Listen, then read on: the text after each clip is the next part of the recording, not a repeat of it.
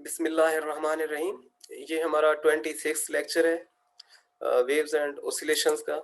और इसमें जो हम टॉपिक्स डिस्कस करेंगे वो हैं impedance and description of an AC circuit by a phasor diagram. अब इम्पीडेंस क्या होता है? ये किसी भी सर्किट के कौन से करैक्टर को जो है वो रिप्रेजेंट करता है इम्पीडेंस। तो इसके लिए हमें वेरी बेसिक्स पे जाना होगा। मसलन हम एक रेजिस्टेंस की बात करते हैं। जब वो क्या होती है, resistance is basically the frictional tendency of a device, ठीक है, to oppose the flow of current और फ्लो ऑफ चार्जेस। तो उसको कहते हैं ये रेजिस्टेंस है। क्या होती है? जो अपोजिशन होती है फ्लो ऑफ चार्जेस को किसी भी सर्किट में। फर्ज करें कोई रेजिस्टर लगाया हुआ है उसमें सर्किट में, तो वो रेजिस्टर जो है वो अपोज करेगा फ्लो ऑफ चार्जेस को, और उसको कह देंगे ये उसकी रेजिस्टेंस है। ठीक है। अब एक होती है रेजिस्टेंस, एक होती है रिएक्टेंस। सर्किट में कुछ ऐसे कंपोनेंट्स भी हम यूज करते हैं जिनकी कैपेबिलिटी होती है कि वो एनर्जी स्टोर कर सकते हैं फॉर द टाइम बीइंग। मसलन कौन कौन से हैं हम देख चुके हैं, जैसे कि कैपेसिटर होता है, जैसे इंडक्टर होता है। ये क्या कर सकते हैं? ये under some circumstances they can store energy. अब वो जो एनर्जी स्टोरेज डिवाइसेस हैं उनको हम कहते हैं ये रिएक्टिव डिवाइसेस हैं। ठीक है, इनको इनको रिएक्टिव डिवाइसेस कहते हैं।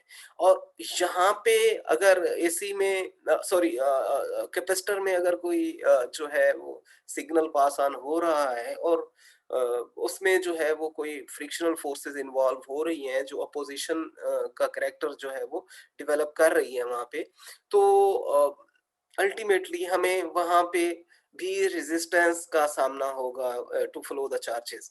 अब वो जो रेजिस्टेंस है उसको इन डिवाइसेस के लिए जिनमें कैपेबिलिटी होती है स्टोरेज ऑफ एनर्जी की, वहां हम रिएक्टेंस का नाम देते हैं। होती वो भी रेजिस्टेंस है, लेकिन हम स्पेसिफाई कर देते हैं कि ये वो वाले जो है वो कंपोनेंट्स नहीं है जिनमें एनर्जी स्टोर नहीं होती है, बल्कि ये वो वाले कंपोनेंट हैं जिनमें एनर्जी स्टोर होती है। और यहाँ पे जो अपोजिशन होगी फ्लो ऑफ चार्जेस को, उसको हम रिएक्टेंस का नाम देंगे। ये इंडक्टर्स की रेजिस्टेंस होगी या कैपेसिटर की रेजिस्टेंस होगी, उसको कभी भी हम रेजिस्टेंस की टर्म से नहीं रिप्रेजेंट करेंगे, बल्कि हम उसको रिएक्टेंस की टर्म्स से रिप्रेजेंट करेंगे। क्लियर है बात? एक तो हो गई रेजिस्टेंस, समझ चुके हम क्या होती है। दूसरी हो गई रिएक्टेंस, वो भी हम अंडरस्टैंड कर गए। अब है इम्पीडेंस। इम्पीडेंस क्या होती है? इम्पीडेंस ये है कि किसी एक सर्किट में हमने रेजिस्टिव डिवाइसेस भी लगाए हुए हैं, रेजिस्टर्स मसलन जैसे हम कह सकते हैं थर्मिस्टर्स, और बहुत से इस तरह की कंपोनेंट्स हैं जो कि पैसिव कंपोनेंट्स जिनको हम कह सकते हैं। अगर हमने वो डिवाइसेस वहां पे अप्लाई किए हुए हैं और साथ में हमने रिएक्टिव कंपोनेंट्स भी लगाए हुए हैं सर्किट में, ठीक है, तो फिर जो collective opposition to the flow of the charges throughout the circuit, वो जो अपोजिशन होगी उसको हम इम्पीडेंस कहेंगे। उसमें रिएक्टेंस भी आ जाएगी, उसमें उसमें रेजिस्टेंस भी आ जाएगी। उनका कलेक्टिव बिहेवियर जो होगा अपोजिशन का, वो कैसे क्वांटिफाई किया जाएगा? By this term of impedance. ठीक है, उसको कहेंगे ये इम्पीडेंस है। क्लियर बात? अब फेजर डायग्राम क्या होता है? इसको हम आगे पहले वेव फॉर्म्स देखेंगे, फिर उसके बाद हम इसकी इसकी एक्सप्लेनेशन करेंगे। इसको हम थोड़ा सा पेंट करते हैं आगे कुछ स्लाइड्स में हम इसको देखने वाले हैं। रिव्यू में हम देखते हैं कि कोई भी अगर जो वोल्टेज है, अगर वो अल्टरनेटिंग वोल्टेज है या साइनोसाइडल वोल्टेज है, तो उसको हम एक्सप्रेस करते हैं किसी भी टाइम इंस्टेंट पे। हम वैल्यू उसकी फाइंड करना चाहते हैं तो यहाँ टी प्लेस करेंगे और हमें वहां पे v की वैल्यू जो है वो मिल जाएगी। ठीक है, अब v जो है वो होगा vp sine of omega t plus five. अब ये जो vp है, this is the peak value of the voltage. Vp is representing the peak value of voltage. Vp is peak value of the voltage, और V जो है ये किसी भी टाइम इंस्टेंट पे जो वोल्टेज होगी उसको रिप्रेजेंट कर रहा है। क्लियर है बात? और ओमेगा जो है that is angular frequency, phi is phase angle, और यहाँ पे ये वेल नोन रिलेशनशिप है फ्रीक्वेंसी में और एंगुलर वेलोसिटी में, ओमेगा इक्वल्स 2 पाई एफ, और जब टाइम पीरियड हम एक्सप्रेस करते हैं इन टर्म्स ऑफ ओमेगा तो वो होता है 2 पाई ओवर ओमेगा। तो ये रिव्यू के कंसेप्ट्स हैं कुछ। ये एक साइन वेव हम देख चुके हैं पहले, कई दफा हम लेक्चर्स में इसके बारे में डिस्कस कर चुके हैं। तो ये क्या है भाई, ये एक कंप्लीट साइन वेव हम इसको कह सकते हैं। उसकी रीजन ये है कि जब टाइम t इक्वल 0 लेते हैं तो इसमें वोल्टेज की जो वैल्यू है, जो वोल्टेज का लेवल है वो 0 है। ठीक है, अगर ऐसा हो रहा है टाइम 0 पे लेवल 0 हो रहा है, मींस वहां से इनिशिएट हो रही है, उस पॉइंट से जो है वो स्टार्ट ले रही है वेव फॉर्म, तो हम कहेंगे कि ये क्या है, ये साइन वेव है। इधर हम देखते हैं यहाँ पे ऐसा नहीं हो रहा, जब टाइम t 0 लेते हैं तो साइन वेव जो है वो यहाँ से स्टार्ट नहीं ले रही बल्कि नॉन जीरो वैल्यू पोजेस कर रही है इस पॉइंट पे। तो इसका मतलब ये होगा कि इसमें कोई फेज डिफरेंस इन्वॉल्व है। अब वो कितना फेज डिफरेंस है उसके लिए हमें टाइम डिले पे जाना होता है कि कितना टाइम वो पॉइंट लेगा जो यहाँ पे आए तो हम कहेंगे कि ये साइन वेव बन जाएगी। वो ये पॉइंट है, इसको यहाँ से टाइम एक्सिस पे इतना जो है ट्रेवल करना होगा, और जब ये इस पॉइंट पे आएगा तो हम कहेंगे ये क्या है, साइन वेव बन गई है। ठीक है, अब ये वो पार्ट है टाइम का, टाइम एक्सिस पे, जिसको हम टाइम डिले कहते हैं, और यही वो पार्ट है जो इसका फेज डिफरेंस, ठीक है, वो जस्टिफाई कर रहा है, वो डिफाइन कर रहा है फेज डिफरेंस। ठीक है, तो ये फेज डिफरेंस कैसे हम कैलकुलेट करते हैं, जैसे s equal to v t होता है वैसे हम फाई इक्वल्स ओमेगा टी कर सकते हैं, या टाइम डिले की टर्म्स में हमने इसको एक्सप्रेस करना है तो क्या करते हैं, s equals to v t, और t जो है वो s ओवर v हो जाएगा। एंगुलर टर्म्स में उसको लिखेंगे t equals phi over omega, phi is replacing s and omega is replacing v।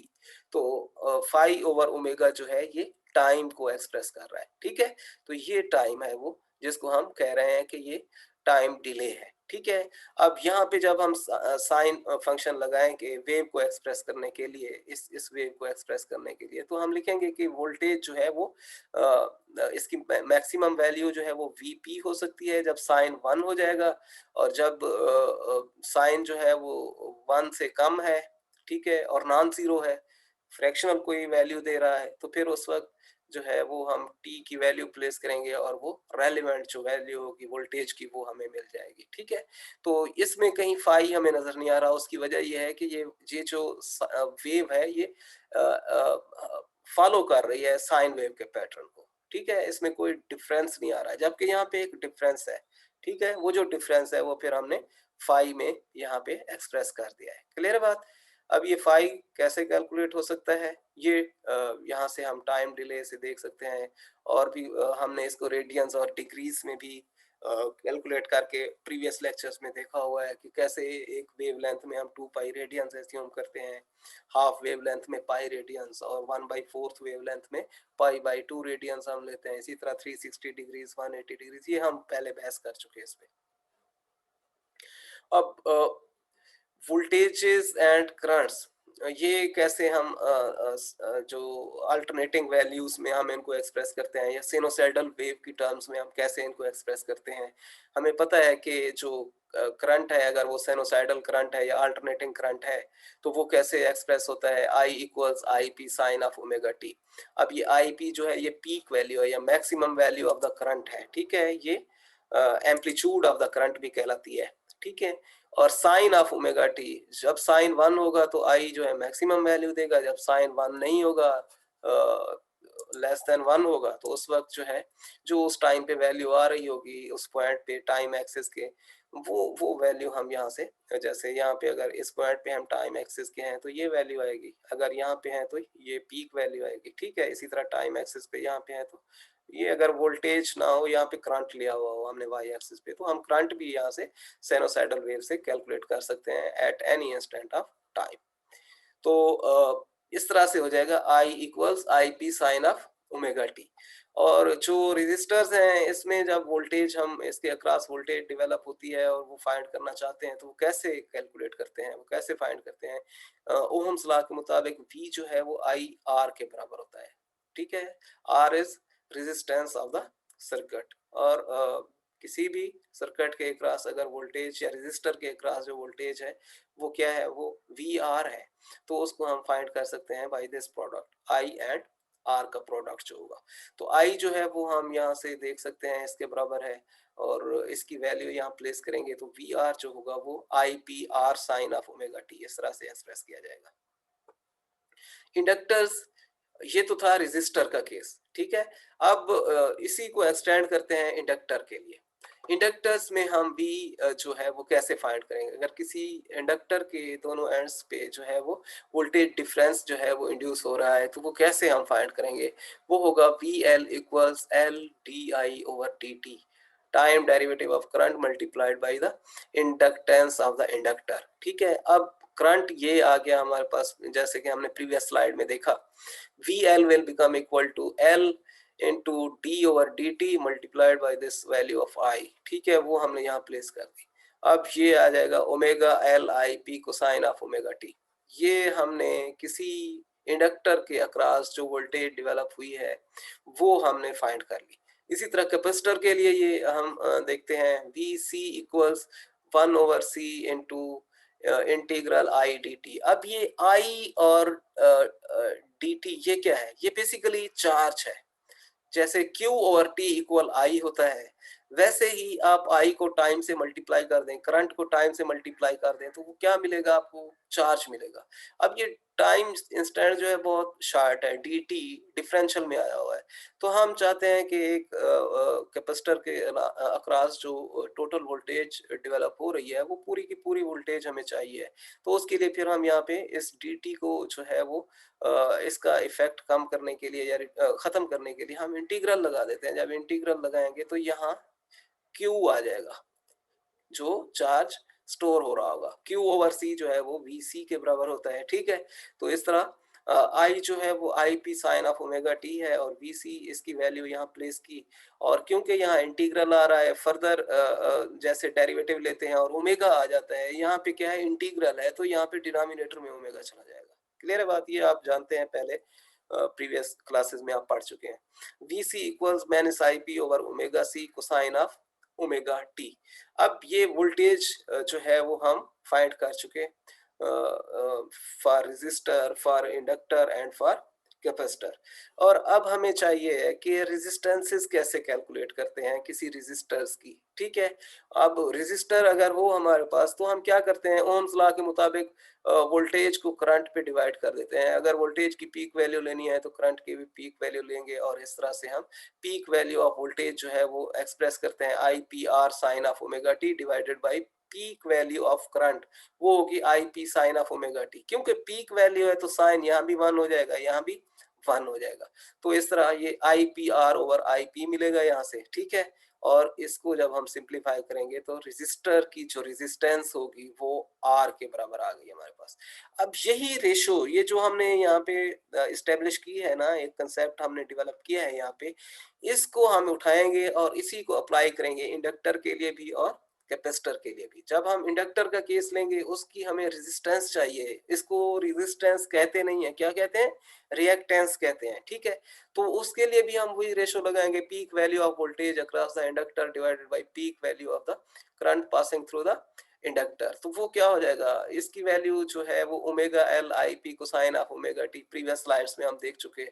Peak value of current जो होगी वो I P sine of omega t. Again peak value की बात कर रहे हैं तो जो ट्रिग्नोमेट्रिक फंक्शंस हैं वो अपनी मैक्सिमम वैल्यूज डोनेट करेंगे यहाँ पे, और यहाँ पे omega L I p over I P, यहाँ से ओमेगा एल जो मिल रहा है सिंप्लीफिकेशन के बाद, that is defining the reactance of an inductor, ठीक है। इसी तरह कैपेसिटर में हम क्या करेंगे, वही सेम पैटर्न हम अप्लाई करेंगे। वोल्टेज की पीक वैल्यू और करंट की पीक वैल्यू में रेशो लेंगे। वोल्टेज की पीक वैल्यू हम ये अभी रिलेशनशिप एक एस्टेब्लिश कर चुके हैं लास्ट स्लाइड में, जिसमें हमने ओमेगा को डिनोमिनेटर में एक्सप्रेस किया था आफ्टर इंटीग्रेशन। तो यहाँ से करंट की ये वैल्यू आ गई। अगेन peak values में trigonometric ratios will contribute the maximum value which is 1, और यहाँ से हमें 1 over omega c मिलेगा। क्लियर बात। अब ये 1 over omega c is representing the reactance of a capacitor। Clear बात। तो अब हम रेजिस्टर की रेजिस्टेंस फाइंड कर चुके, इंडक्टर की रिएक्टेंस फाइंड कर चुके और कैपेसिटर की भी रिएक्टेंस फाइंड कर चुके। किसी इंडक्टर की रिएक्टेंस को जो है वो XL से एक्सप्रेस करते हैं, ये ओमेगा L है हमारे पास, और किसी कैपेसिटर की रिएक्टेंस जो है वो XC होती है, ठीक है, और ये 1/ओमेगा C आती है। यहाँ पे ये बताया गया है कि रेजिस्टर्स के लिए रेजिस्टेंस की टर्म यूज करते हैं, और जो रिएक्टिव डिवाइसेस हैं हमारे, जैसे इंडक्टर है और कैपेसिटर है, इसी चीज को जो रेजिस्टेंस हम कह रहे हैं यहाँ पे हम उसको ये टर्म रिएक्टेंस से हम उसको एक्सप्रेस करते हैं, ठीक है भाई। क्योंकि रेजिस्टेंस और रिएक्टेंस एक ही जो है वो रेशो से डेवलप हुई है, वोल्टेज और करंट की रेशो से, तो V ओवर A, जैसे कि voltage volts per unit ampere, तो वो ओहम होता है, ठीक है। तो वो रेशो जो है क्योंकि सेम है, तो रिएक्टेंस और रेजिस्टेंस दोनों का यूनिट जो है वो ओहम रहेगा। क्लियर बात। अब ये इंडक्टर के अक्रॉस जो वोल्टेज डेवलप होगी वो जैसे V इक्वल्स आई आर करते हैं ओम्स लॉ के मुताबिक, यहाँ करेंगे V equals I X L, और एक्स एल क्या है, that is the reactance of the inductor, और फॉर अ कैपेसिटर हम वोल्टेज को एक्सप्रेस करते हैं V equals I X C, X C is again reactance of the capacitor, ठीक है, इसको रेजिस्टेंस नहीं कहना। ये एक शार्ट सी एग्जांपल है, ये देख लीजिएगा, आपके लिए है, ये खुद सॉल्व करना है आपने। अब फेजर डायग्राम, कोई एसी सर्किट जब हम लेते हैं उसमें अगर हमारे पास रेजिस्टर्स भी हैं, उसमें कैपेसिटर्स भी हैं, उसमें इंडक्टर्स भी हैं, तो हमें कैसे पता चलेगा कि जो जो हमारी रिजल्टेंट वोल्टेज डेवलप हो रही है, जिसकी वजह से करंट काज हो रहा है उस होल सर्किट में, वो किस क्या फेज एंगल बना रहा है, ठीक है, वो साइन वेव से कितना फेज डिफरेंस जो है वो पोजेस कर रहा है। तो उसके लिए फिर हमें फेज डायग्राम पे जाना होगा, फेजर डायग्राम भी कहते हैं इसको। अब फर्ज करें ये हमारे पास ये डॉटेड लाइन जो ब्लैकिश लाइन है, ये अगर हमारे पास करंट की जो साइन वेव बन रही है अल्टरनेटिंग करंट की थ्रू अ सर्किट, वो है ये, ठीक है, ये इसको आई से हमने एक्सप्रेस किया हुआ है। ये किसी सर्किट में करंट इस तरह से साइन वेव को फॉलो करता हुआ जो है वो अपना अल्टरनेटिंग बिहेवियर जो है वो डिस्प्ले कर रहा है। अब ये V और I जो है ये y एक्सिस पे हम ले रहे हैं, मींस ये क्योंकि इधर ही करंट की वेव देख रहे हैं, इधर ही हम वोल्टेज की वेव्स भी देखने जा रहे हैं, ठीक है, इसी एक ही एक्सिस पे। सो ये दोनों दोनों पैरामीटर्स के लिए ये एक्सिस यूज किया जा रहा है। अब जब करंट इधर होता है तो रेजिस्टर जो लगा होता है उसके अक्रॉस जो वोल्टेज डेवलप हो रही होती है वो भी अल्टरनेटिंग वोल्टेज होगी, और वो भी साइन वेव को 100% फॉलो कर रही होती है, ठीक है। अब ये जो ब्लैकिश डार्क लाइन है that is the voltage developed across a resistor, ये VR इसको मार्क कर रहे हैं, ये भी साइन वेव है। और प्रैक्टिकली ये देखा गया है कि जो इंडक्टर की वोल्टेज होती है, अब उसी सर्किट में एक इंडक्टर भी लगा हुआ है, उसके अक्रॉस जो वोल्टेज डेवलप होगी वो ये जो वोल्टेज डेवलप हुई है अक्रॉस द रेजिस्टर, इसके और उस वोल्टेज के जो इंडक्टर के अक्रॉस डेवलप होगी उनमें एक फेज डिफरेंस होगा, और वो 90 डिग्री का होगा, जिसको हम π/2 रेडियंस भी कह सकते हैं, ठीक है। तो यहाँ से ये जो डार्क ब्लू लाइन है इसको आप कह दें कि ये क्या है, this is the sine wave of voltage developed across an inductor, ये VL हो गई। और जो कैपेसिटर की वोल्टेज डेवलप हो रही होती है साइमल्टेनियसली उसी सर्किट में, अगर कैपेसिटर भी हमने जो है वो इंट्रोड्यूस करवाया हुआ है, तो वो उसके अक्रॉस जो वोल्टेज होगी साइनोसाइडल वेव जो वो पोजेस करेगी वो कुछ इस तरह से होगी, इसको कहेंगे ये VC। अब ये देखें, ये 90 डिग्री था और ये कितना है 180 डिग्री। अब कैपेसिटर की जो अल्टरनेटिंग वोल्टेज है वो इस जो VR है इसके 180 डिग्री पे है, 180 डिग्री पे, ठीक है। तो ये चीज हमने यहाँ से जो है याद रखनी है कि VR जो है वो हमेशा हमने उसका कोई एंगल नहीं होता, फेज एंगल नहीं बना रहा होता, VR जो है वो साइन वेव को 100% फॉलो कर रहा होता है। सो हम इसको एक्स एक्सिस पे हमेशा एक्सप्रेस करेंगे। VR जो होगा जब हम इसको वेक्टर नोटेशन में या फेज डायग्राम्स में हम एक्सप्रेस करेंगे, that will always be drawn across the positive x axis, और जो VL होगा that will always be taken along positive y axis। क्यों? x और y में 90 डिग्री का जो है वो एंगल होता है, और क्योंकि इन दो वोल्टेज सिग्नल्स में भी फेज डिफरेंस जो है वो 90 डिग्री का आ रहा है, इसलिए हम इसको VL को कहाँ प्लॉट करेंगे? पॉजिटिव y एक्सिस पे। और VC की जो वोल्टेज है that is at 180 degree phase shift from the VR। अब VC और VR में 180 डिग्री का फेज शिफ्ट है, तो फिर हम इसको कहाँ प्लॉट कर सकते हैं? इसको हम प्लॉट करेंगे माइनस वाई एक्सिस पे, नेगेटिव वाई एक्सिस पे। क्लियर है बात? तो ये चीज हमने यहाँ से जहन में रखनी है। अगर फर्ज करें ये कोई इंडक्टर है, कोई सर्किट लगा हुआ है, ठीक है ना, वो इस तरह से कोई एक फेज एंगल जो है वो डेवलप कर रहा है, ठीक है, ये एल जो है ये इंडक्टेंस है, ये क्या है, ये फेज एंगल है। तो फिर हम क्या करते हैं कि उसमें अगर रेजिस्टर होगा तो उसकी वोल्टेज जो है पॉजिटिव एक्स एक्सिस पे लेंगे वी आर, उसकी जो इंडक्टर की जो वोल्टेज होगी वो हम वी एल लेंगे और वो पॉजिटिव वाई एक्सिस पे लेंगे, और जो कैपेसिटर की वोल्टेज होगी वो हमेशा हमने वी सी लेनी है और वो हमने नेगेटिव वाई एक्सिस पे लेनी है। तो ये वी आर क्योंकि साइन वेव के साथ इसका एंगल जो है वो 0 होता है, तो इसको हम इसलिए पॉजिटिव एक्स एक्सिस पे ले रहे हैं, क्योंकि वी एल का 90 डिग्री होता है, पॉजिटिव वाई एक्सिस पे आ गया, और क्योंकि इसका 180 डिग्री एंगल होता है वी आर से, तो हमने इसको नेगेटिव वाई एक्सिस पे लिया। सो अब अगर कोई वोल्टेज सिग्नल है आपके पास और वो कोई फेज एंगल बना रहा है साइन वेव के साथ, फर्ज करें ये वोल्टेज सिग्नल ए जो है वो साइन वेव के साथ इस तरह से कोई एंगल बना रहा है, और दूसरा वोल्टेज सिग्नल जो है वो साइन वेव के साथ ये फेज एंगल बना रहा है, ठीक है। अब ये एक सिग्नल ए है, दूसरा सिग्नल बी है, हमें जो है वो रिजल्टेंट सिग्नल जो अक्रॉस द सर्किट होगा, उसी सर्किट में ये ए सिग्नल भी है, बी भी है, तो रिजल्टेंट सिग्नल कैसे कैलकुलेट कर सकते हैं? बिल्कुल जैसे वेक्टर नोटेशन हम यूज करते हैं, उन्हीं रूल्स को फॉलो करेंगे, हेड एंड टेल रूल को अप्लाई करेंगे, और वहां से जो रिजल्टेंट मिलेगा वो कुछ इस तरह से मिलेगा। ये रिजल्टेंट हमें मिल रहा है, और ये जो एंगल होगा, ये रिजल्टेंट जो सिग्नल मिलेगा एसी, ठीक है, ये उसका फेज एंगल होगा, और ये फेज एंगल किससे मेजर किया जाएगा? ये बेसिकली साइन वेव यहाँ लाई कर रही है, आप कहें कि उसका एंगल 0 है यहाँ पे, ठीक है। अब जो जो एंगल बनेगा वो समझे साइन वेव के साथ फेज डिफरेंस आ रहा है हमारा, ठीक है। अब ये जो यहाँ से ये फेज डिफरेंस बनेगा, ये उस साइन वेव के साथ फेज डिफरेंस होगा, और यहाँ से हम ये वेक्टर नोटेशन अप्लाई करके ये कैलकुलेट कर सकते हैं। क्लियर है बात? तो ये उसी को हमने यहाँ पे इलेबरेट किया हुआ है, ये इक्वल वेक्टर लिया है यहाँ पे इसका।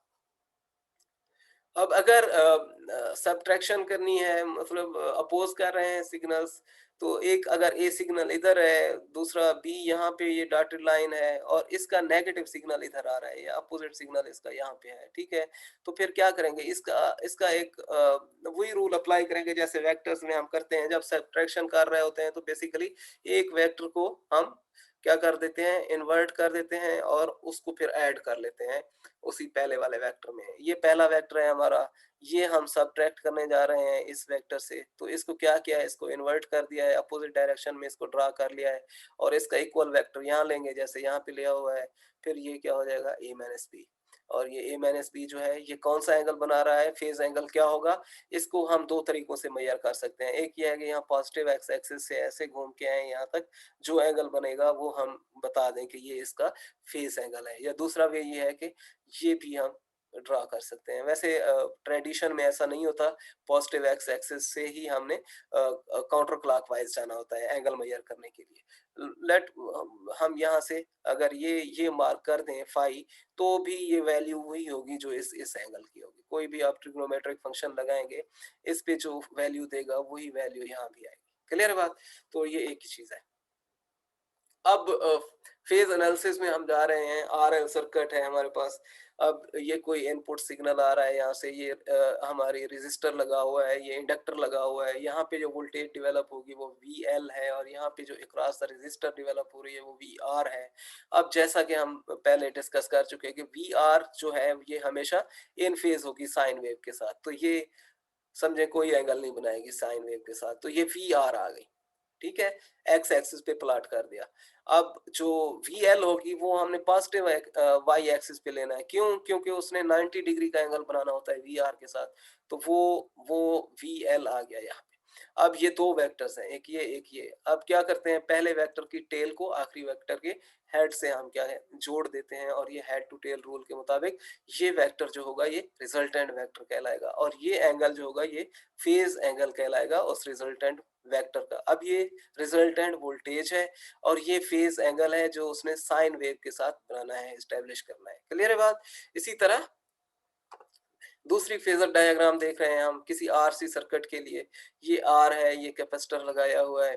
अब आर को हमने किधर, वी आर को यहाँ पे पॉजिटिव एक्स एक्सिस पे, और कैपेसिटर के लिए हमने हमेशा नेगेटिव वाई एक्सिस का जो है वो चॉइस लेनी है। तो ये वी सी आ गया इधर, वी आर इधर है। तो ये इस तरह से हेड टू टेल रूल लगा के हमने वी जो है वो फाइंड कर लिया, उसकी मैग्नीट्यूड भी मिल जाएगी और उसका फेज एंगल भी हम कैलकुलेट कर सकते हैं। ऐसे भी कर सकते हैं और दूसरा ये भी है। ठीक है, ऐसे काउंटर क्लॉकवाइज आए तो फिर भी आपको फेज एंगल ही मिलेगा। और इसके बाद है, अगर आपके पास कोई ऐसा सर्किट है जिसमें रेजिस्टर्स भी हैं, इंडक्टर्स भी हैं और कैपेसिटर्स भी हैं, तो यहाँ पे हम दो रेजिस्टर्स देख रहे हैं, एक इंडक्टर है और एक कैपेसिटर है। तो ये वोल्टेजेस, चार वोल्टेजेस हमारे पास यहाँ पे डेवलप हो रही है मुख्तलिफ। एक R1 के अक्रॉस है, एक R2 के अक्रॉस है, एक L के अक्रॉस है और एक C के अक्रॉस है। तो फिर क्या करेंगे हम, V R on X axis के अलॉन्ग, जैसे कि एज पर रूटीन हम ले रहे हैं। ये वी एल हो गया पॉजिटिव वाई एक्सिस के अलॉन्ग, और ये वी आर टू हो गया अलॉन्ग पॉजिटिव एक्स एक्सिस, और ये वी सी हो गया अलॉन्ग नेगेटिव वाई एक्सिस। अब यहाँ ये जो इसकी टिप है वी सी की, उसको हमने इसकी टेल से जोड़ना है। तो ये जब जोड़ देंगे तो ये हमारे पास रिजल्टेंट वेक्टर वी बनेगा, और इसका जो ये फेज होगा ये यहाँ से हम फाइंड करेंगे। ये एंगल होगा जो फेज डिफरेंस होगा इसका साइन वेव के साथ। किसका? रिजल्टेंट वेव का। जो रिजल्टेंट वोल्टेज बन रही है इस सर्किट के अक्रॉस, ये वो रिजल्टेंट वोल्टेज है जो करंट डिसाइड करेगी सर्किट में नेट करंट कितना जा रहा है। ठीक है, और इसी तरह ये दूसरा वे है इसका। इम्पीडेंस क्या होती है? इम्पीडेंस जो है ये बेसिकली रेजिस्टेंस ही होती है किसी ऐसे सर्किट की जिसमें रेजिस्टिव एलिमेंट्स भी हों और रिएक्टिव एलिमेंट्स भी हों। ठीक है, रिएक्टिव याद रखना है कौन से एलिमेंट्स होंगे, जैसे इंडक्टर है, जैसे कैपेसिटर है, उनमें क्या खासियत होती है कि वो एनर्जी स्टोर कर सकते हैं। इम्पीडेंस को हम जी से जो है वो रिप्रेजेंट करते हैं। और फर्ज करें ये हमारे पास एक सर्किट है जिसको हम आर एल सर्किट कह रहे हैं, ये रेजिस्टर है, ये इंडक्टर है, यहाँ वी आर होगा, यहाँ वी एल होगा।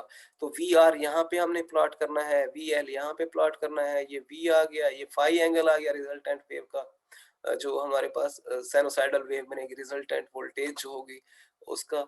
और v अब हम इसी इसी जो पैथागोरियन थ्योरम है यहाँ यहाँ हम अप्लाई करेंगे, तो इससे हमें इसकी मैग्नीट्यूड कैलकुलेट कर सकते हैं। वो कैसे? v जो होगा वो होगा V R square plus V L square. V R जो है वो आई आर के बराबर होता है, वी एल जो है वो आई एक्स एल के बराबर होता है। तो यहाँ से v जो है आई जी के बराबर आ रहा है। तो ये एज पर ओम्स लॉ ऐसे है जैसे v इक्वल्स आई आर।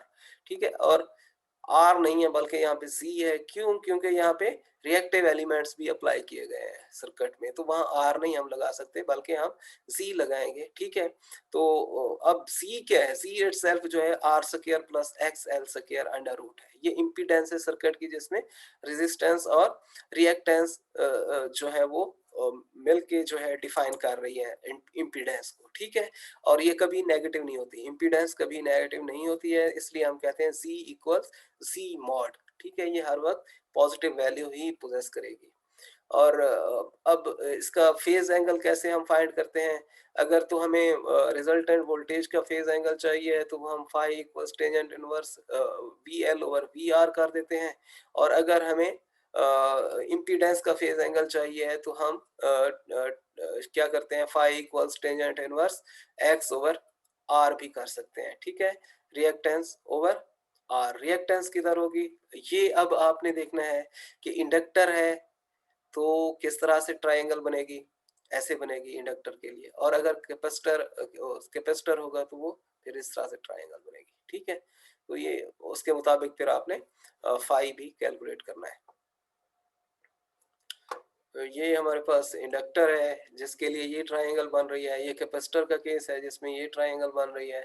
तो ये फेज़ एंगल जो है वो रिजल्टेंट जो हमारे पास ये वेक्टर बन रहा है जिसको हम इम्पीडेंस वेक्टर कह रहे हैं, ये उसका उसका जो फेज़ एंगल है ये फेज़ एंगल साइन वेव के साथ होगा। That's all.